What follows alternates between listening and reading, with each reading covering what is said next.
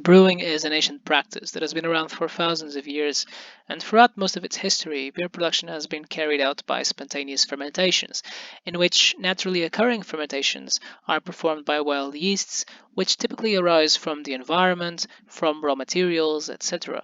Only recently, in the last 100 years or so, has humanity started to transition from spontaneous fermentations to controlled fermentations, in which there is this pre-selection of specific yeasts called the starter cultures to carry out alcoholic fermentation, and in this way obtain a more controlled and a more predictable process altogether. In brewing, the two most common starters used today are Saccharomyces cerevisiae for ale beer production and Saccharomyces pastorianus for lager beer production, and the fact that the two most common starters used in brewing both belong to the Saccharomyces genus is not a coincidence. In fact, Saccharomyces have a series of advantages that make them particularly well suited for beer production. One of them is that they are resistant to several stresses. They can tolerate high concentrations of ethanol, and they can grow in a wide range of temperatures. Then they are also Crabtree positive, meaning that they produce ethanol even in the presence of oxygen, which is of course extremely advantageous when wanting to produce alcoholic beverages. They can frequently outcompete other yeasts,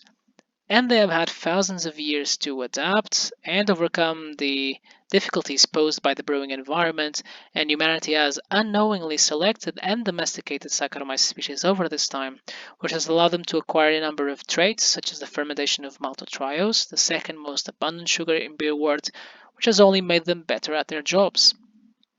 Last but not least, Saccharomyces species typically produce a beer with good flavor and aroma, otherwise they would not be used at all.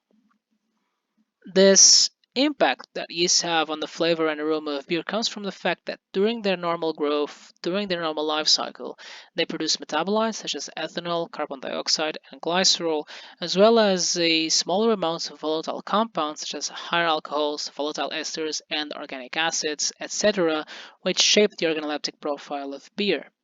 Of course, different yeasts have vastly different metabolisms, meaning that different yeasts produce different compounds and even different amounts of the same compounds. In practice, this means that the beer that is produced by yeast of a given species will likely be quite different from another beer produced by a different yeast species. Brewers have, of course, realized that there's an opportunity here, right? If I can use different yeasts to produce different beers, then maybe I can introduce new beers in the market with new flavors and new aromas. However, there is a problem here, which is that many, not all, but many non-Saccharomyces yeasts often are ineffective fermenters because they have not had the time to adapt to this brewing environment that Saccharomyces cerevisiae and a few other Saccharomyces have had. So while Saccharomyces consumes most of the sugars or all of the sugar, well,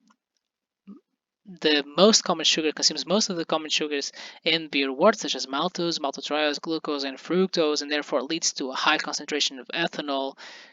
Many non-Saccharomyces are unable to consume maltose and or maltotriose, and therefore lead to a high residual concentration of sugars and a low concentration of ethanol, which is typically undesirable in the final beer.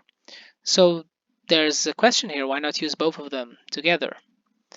In fact, brewers and researchers are now attempting to use both Saccharomyces and non-Saccharomyces, and in this way transitioning from a single culture to a mixed culture fermentations using mixed starters, or in other words, transitioning from using a single yeast species to carry out the fermentation to using two or even more yeast species. And the goal here is to combine, in this case, the fermentative power of Saccharomyces species and their ability to consume most of the sugars in a beer wort and produce high amounts of ethanol